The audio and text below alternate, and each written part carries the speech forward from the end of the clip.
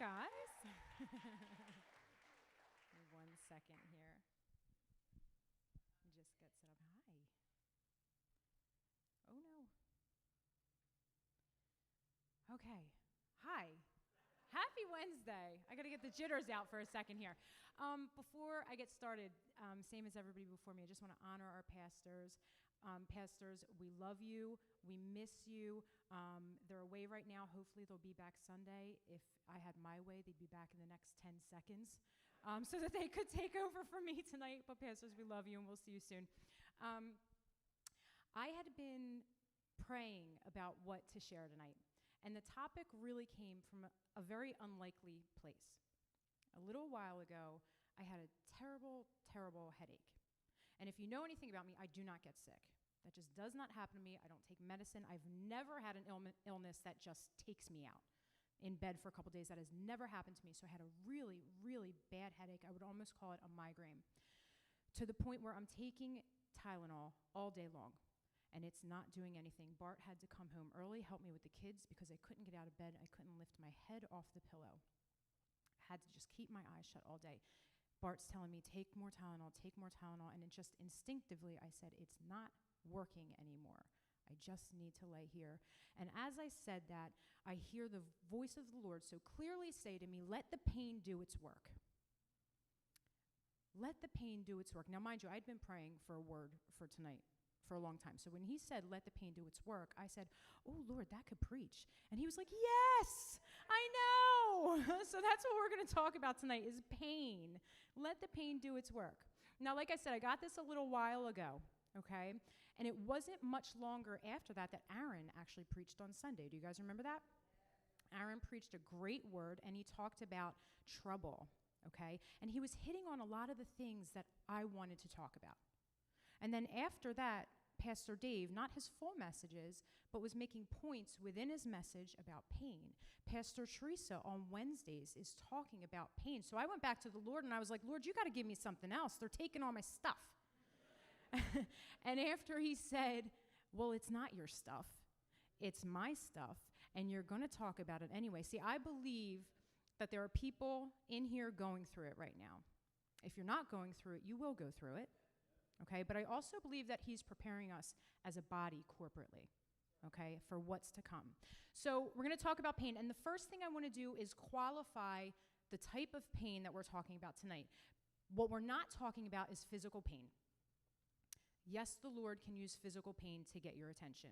Yes, we pray for healing, all of those sorts of things. But what we're talking about tonight is the type of pain that Aaron would have called trouble. It's the type of pain through trials that shakes everything that you know to be true about the Lord. Foundational, shaking truths. Do you remember a couple Wednesdays ago, Pastor Teresa had the tug-of-war thing going on, right? That was a great illustration. It's where you know in your heart something to be true, but this thing over here, and you're in the middle of it, all of your circumstances are saying the exact opposite of what the word of the Lord is saying. So we're talking about a desperation type of pain. And I know that we have all been through those trials where you have to say, is this worth it? This thing that I'm going through, Lord, if you don't show up, I'm done. And I'm not even talking about unbelief. I'm talking about the times that you have to make an actual decision. Can I surrender to you because I am not sure that I trust you anymore? How do you surrender to something that you're not sure that you trust in anymore? I wasn't sure if I was going to share this. I really debated about it. I haven't told anyone about it. It's a little embarrassing. But when Aaron preached that Sunday, it kind of gave me confidence. If you have not heard his sermon, go back and watch it. It's really good. If you have heard it, go back and watch it again. It was really, really good. It was a really good word. But it made me realize how other people are going through the same thing you are, and you don't even know it. You really don't even know it. And like I said, he was talking about trouble, and he said that there were times where he wanted to walk away, and it hit home for me because at that very time, I wanted to walk away. It was just a week prior than that. It was Good Friday. It was Good Friday when I told the Lord, I'm done. I'm out. I had been praying and praying and praying for something that just was not breaking. How many, I know there are people in here, how many people have been in that situation where you are just praying and that thing is not breaking? Well, it was for probably a month before Good Friday getting to that point where I was like, oh, this is going to happen, because it was unbearable. It was unbearable. I call it my prayer room. It's my bedroom. But when I go in there, I normally, when I pray, I pace the floor, but it had gotten to a point where I would just sit in my chair and stare at the ceiling. I could not even pray because this thing was so on top of me that I would just stare at the ceiling. I couldn't do it. And then something happened on Good Friday, a very specific thing that I said to the Lord, I'm done. I'm walking away. It's not unbelief. It was not unbelief. I knew he was still there, but the pain was so unbearable that I said, I can't do that anymore. Why am I sharing this? First of all, pray for your worship team, because if Aaron was going through it and I'm going through it, like, we're obviously a little messed up, right? I hear Lisa. I'm slightly joking, right?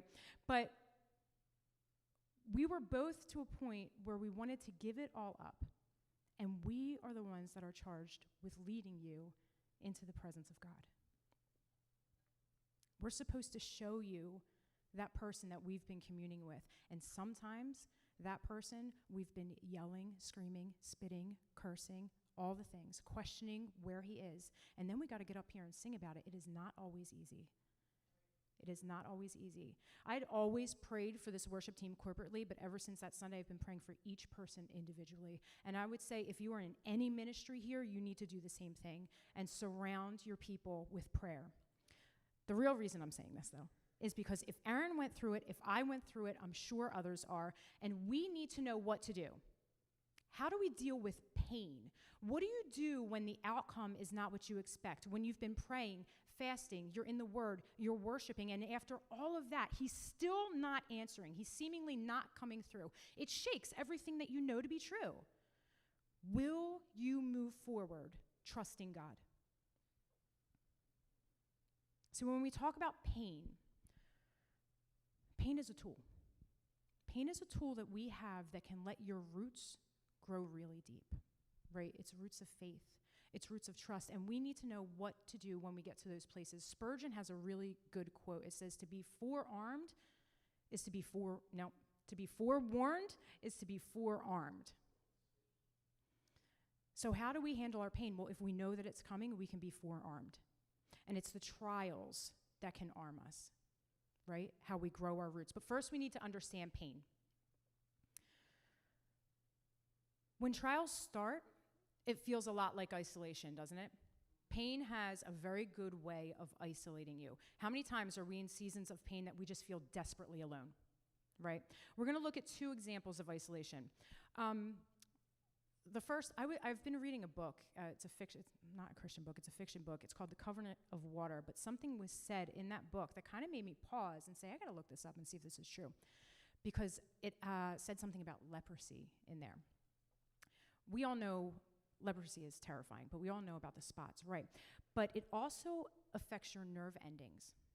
And as this disease progresses, you lose all sensation of feeling. And once you lose feeling, muscles atrophy. So they start to contract. Usually the first thing that goes is their hands. So lepers are walking around really with like claw hands. Okay? From there, it's a progression of loss of limbs. And there's no feeling. There's no feeling. So tips of fingertips, toes. Then the progression comes up to feet, to hands. It is a disease that I read people say it is the only disease where a man dies inch by inch. It's terrifying. Back in biblical times, the Jewish law said you needed to be 6 feet away from a leper. It goes on to say if the wind is blowing in that direction, you need to be 150 feet away.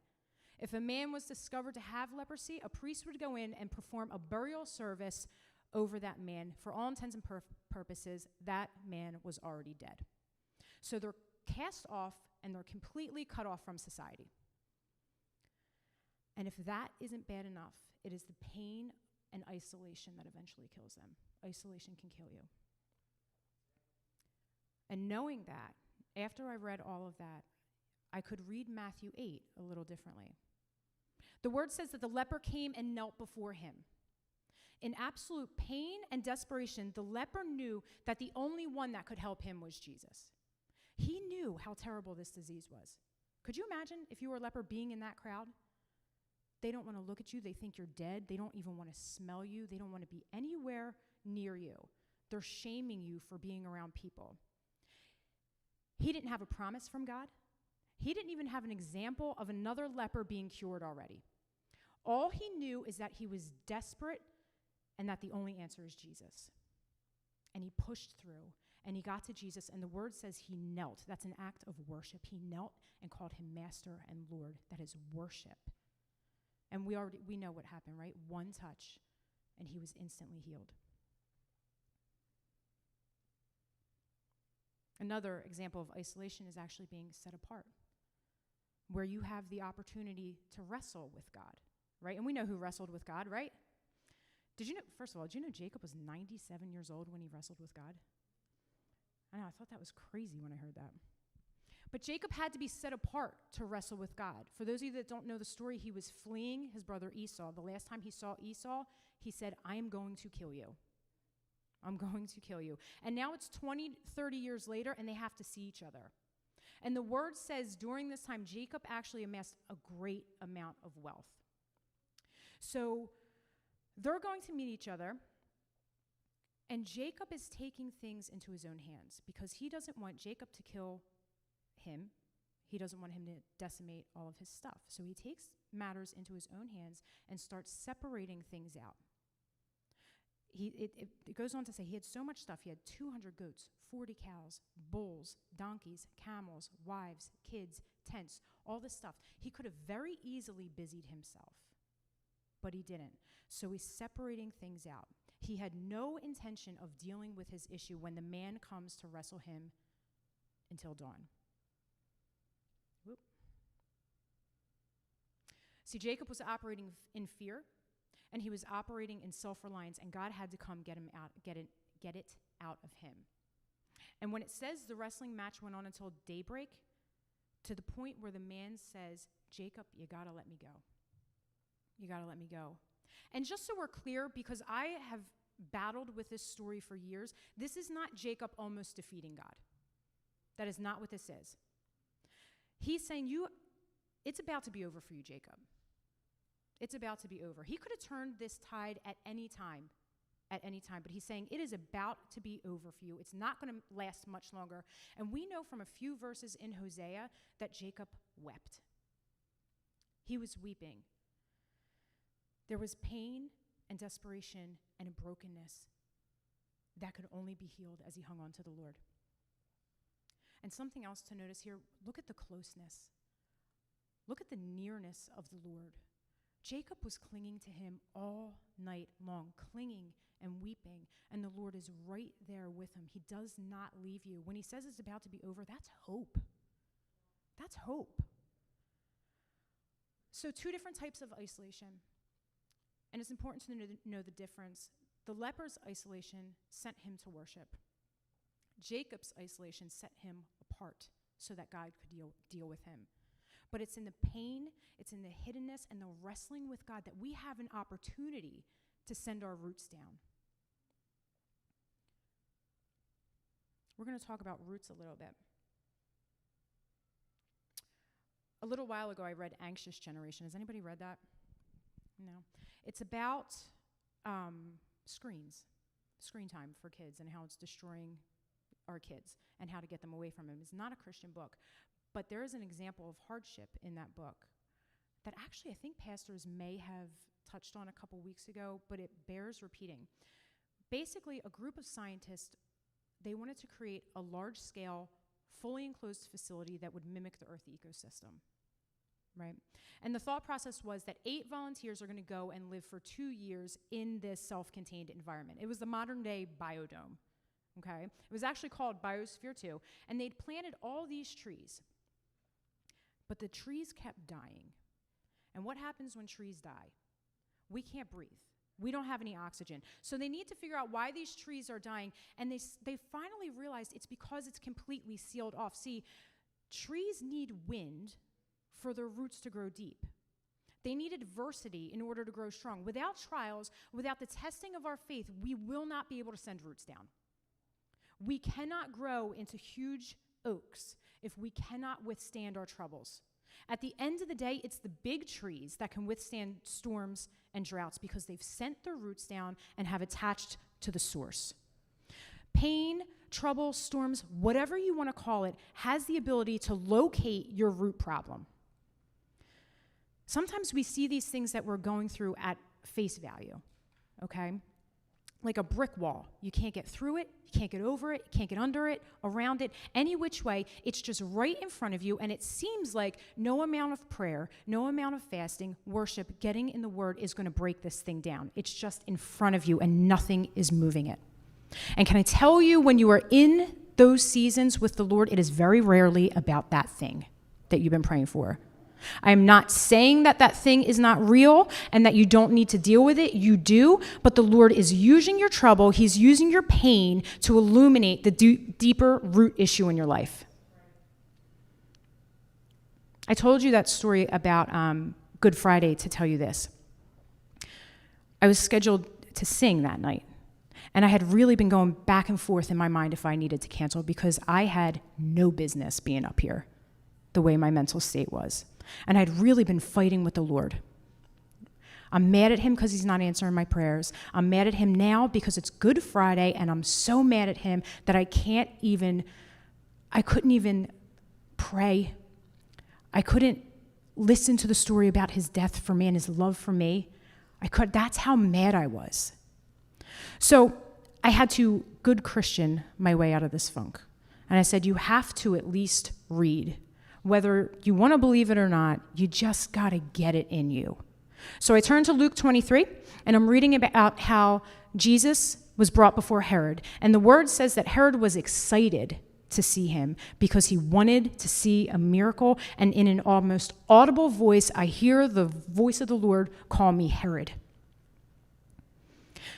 Has the Lord ever spoken so clearly to you that you know instantly and exactly what he means? I did not need, in that instance, to go search for deeper meaning about what he meant. I knew exactly what he meant, okay? He said, you just want me to perform for you. That's pride. And I would have never in a million years told you or thought that that was in my heart. And I had to hit my face and repent. So we know the intention and the purpose of pain, but how do we deal with it?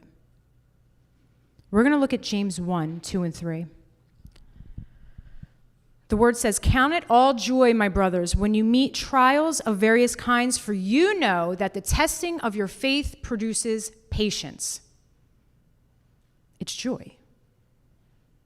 The answer is joy. It sounds crazy, but we're called to joy. It is the fruit of the Spirit for a reason. Our feelings about the Lord are not determined by our circumstances. Joy is the response of faith. Again, I am not saying that what you're going through isn't hard. It is, but your response cannot be dictated by your circumstance. It's having joy despite the circumstance. And the way that you draw on your strength is through joy. The word says that the joy of the Lord is your strength. Now, we can distinguish because joy is not the same as happiness. When we say count it all joy, it doesn't mean you're excited about what's happening. You're not enjoying it. But there's an excitement about what's coming out of this particular trial. One translation says, count it an opportunity to grow your faith. I'm going to run through a couple verses quickly here. It says, restore to me the joy of my salvation. This is David admitting spiritual defeat and understanding the connection between joy and salvation. Paul was in prison, facing possible execution, and prisons back then were not like prisons today. And he writes to the Philippians with joy. Could you imagine? He's writing with joy in prison. This is one of my favorites. Even though the fig tree does not blossom or the fruit on the vines and the fields have no food, I'm paraphrasing, yet I will rejoice in the Lord and take joy in the God of my salvation. All of these verses come from a deep, deep pain. The last one we're going to look at is actually, can you put that up for me? I don't have the whole thing. Psalm 126:5, please. It says, those who sow in tears will reap in joy, carrying the sheaves. See, there is a connection between tears and joy, between pain and joy. You cannot claim or reap joy without having sown the tears. There's promise in these verses. There's promise. And we just did this with Kids Harvest, right? We were just outside planting. And I love that the biblical illustration of this is a farmer, because did you know that farmers, some gardeners too, will soak their seeds before they plant them? The concept is the same. If you ever look at the back of a seed packet, there's a germination rate.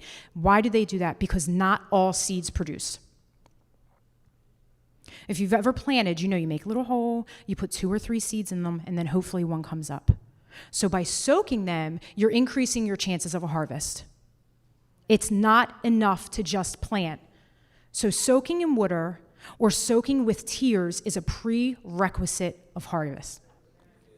And I want you to look at the double verb here. Go out weeping and come home with joy. It pretty much means surely. Surely it will be done. That's a promise. One translation uses the word doubtless. Doubtless you will come again rejoicing. There is no room for doubt once the Lord has written it in his word. Once he has given you a promise, there is no room for doubt. Doubtless they'll return bringing the sheaves. One translation says heavy sheaves. It's a huge promise. Your tears are not wasted. There will be a harvest of joy. Joy gives you the strength to keep going. Deep joy, deep connection to the Father is what sustains you. Pastor said a while ago that faith is not the elimination of problems. We know that, right? It says when trials come, not if trials come.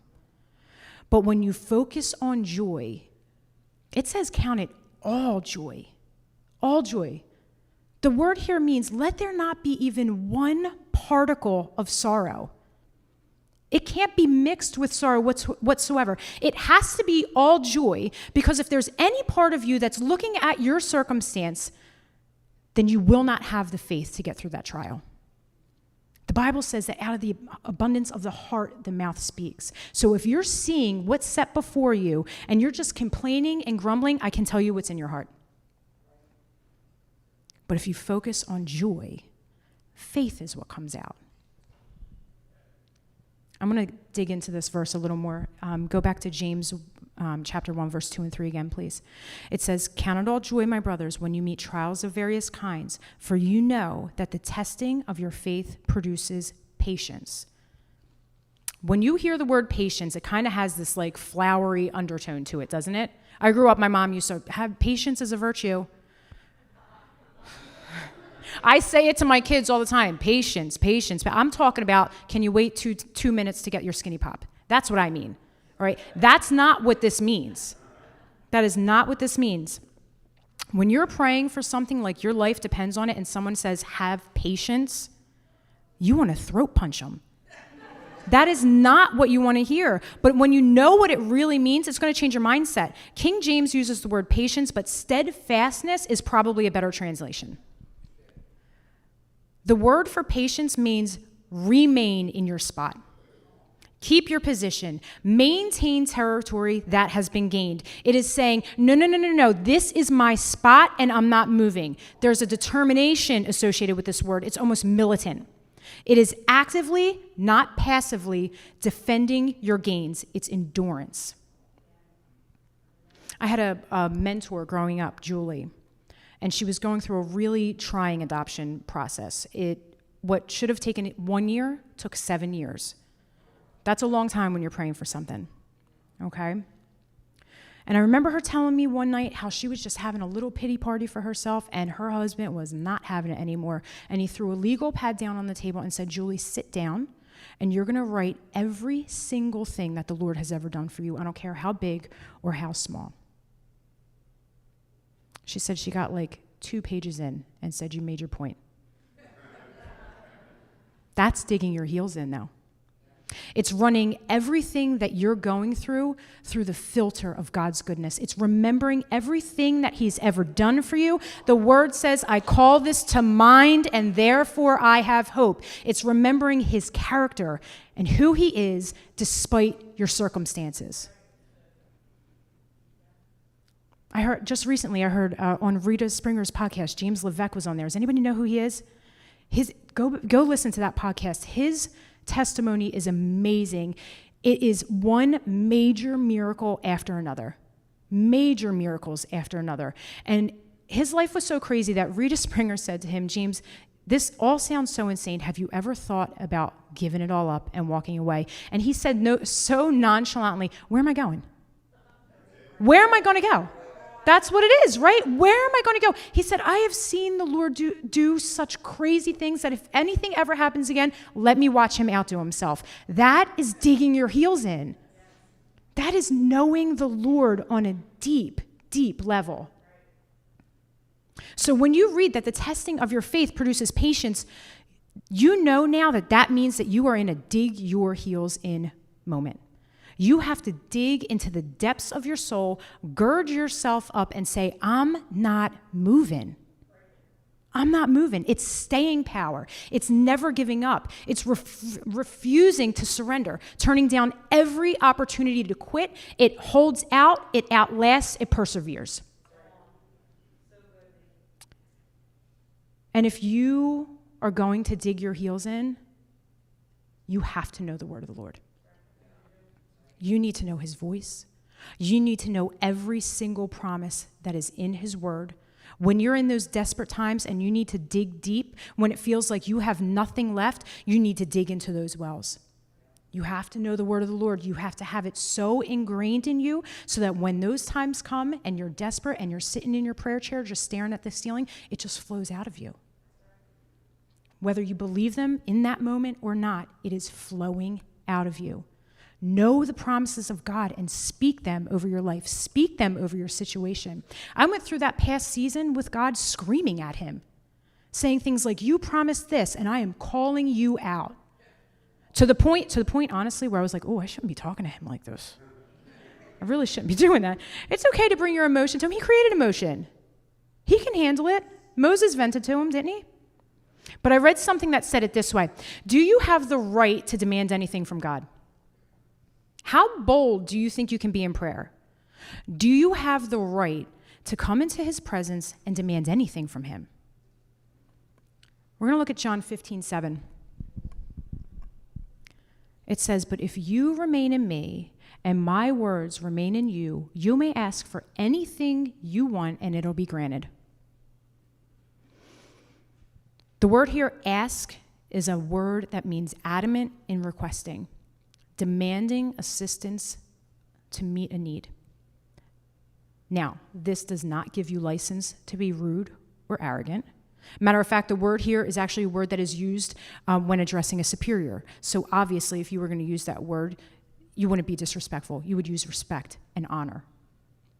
Basically, what this word is saying is that you possess a full expectation to receive what was firmly requested. It's authoritative prayer. So when you read, remain in me and my words remain in you, basically what it's saying is because his words are so ingrained in you, you cannot possibly ask for something that is outside his will. His word is so transformative that your prayers will always be what he has already said. You're repeating back what he said. Knowing the word gives confidence to your prayers and it enables boldness. What does it say in James? It says you have not because you ask not, right? In Philippians, it says, let your request be known. Understand, again, you're not arrogant. There's a thankfulness and there's a gratefulness there, but be bold in your request. So when we say dig your heels in, pray authoritatively. Dig your heels in and gird up your loins. That's what that means. When you hear that term, gird up your loins, do you know what that means? Men in that time didn't run. They did not run. That's why the story of the prodigal son is so powerful, because he pulled up that little garment and he started running towards his son. When you hear gird up your loins, they pulled it up and they tucked it into their belt. What do we know the belt is? The belt of truth. You're picking up things that are holding you back. You're picking up hindrances, you're exposing them, and you're running it back through God's truth. So when you have those seasons of desperation, maybe it's, God, my finances are a mess. Pick it up. Tuck it into your belt that says, but my God will provide all my needs. Or my anxiety is taking over. Well, then you pick it up and you tuck it into your belt and say, but my God has not given me a spirit of fear, but of, right? Of power, love, and a sound mind. What about if you have a life-threatening disease? But my God is the great physician. And he says that by his stripes, I am healed. Digging your heels in is the leper saying, I don't care what society says right now, get me to Jesus. Digging your heels in is wrestling until the break of dawn, just clinging to Jesus, weeping, sowing in tears. I'm going to close with this. Mara, my 7-year-old, a few weeks ago, we were doing an artist study for our art class. And we're looking at this painting, and it's a storm over an ocean. And we're discussing all the different things, brushstrokes, colors, all those kind of things. And we're finished, and I realize she's still staring at this picture. And I said, baby, what are you doing? And she goes, Mom, storms can be really beautiful. How right she was. They can be beautiful through the lens of Jesus because you know what it's producing. Just real quick, I'm going to go back to that Good Friday story. I fought with God about singing that night. He deserved way better than what I was bringing, but he told me to sing. And as I'm up here, he was just speaking over me love and forgiveness. And the most beautiful thing about it, I don't know about the rest of the worship team, but one of my favorite things about being up here is watching you guys just recklessly worship. Recklessly worship. We have monitors up here, so it can get pretty loud, but there are times where you guys out here are just so loud it overtakes it. And we'll just look around like, do you hear this? It's beautiful. And I have a front row seat to that. And the thing is, it's because we're family here. And I see some of you out here, I know what you've been through. Deb Hackenberg, I know what you've been through. Ange Carl, I see you back there. I know what you've been through to see you worship the way that you're worshiping. And I know the pain that it took to get to that place. I'm just going to read the second half of this verse and then we can close, of verse 4 in James. It says, so let it grow. For when your endurance is fully developed, you will be perfect and complete, needing nothing. Amen? Dig your heels in. Know his word, know his promises, repeat it back to him and worship. You need to dig your heels in and say, it does not matter what my circumstances look like, I'm not moving. I'm not moving from this place because my joy is in who you are. It is not what my circumstances are. Okay, so if I could have every head bowed and every eye closed. I just want to give you the opportunity to respond to the gospel. If you've never given your life to Jesus and you want to, and you're saying tonight's the night, if you could just slip your hand up. There are people that would love to pray with you here. Maybe you are in just a season of pain, and maybe you just need to do some business with the Lord. We're going to open up these altars and worship now.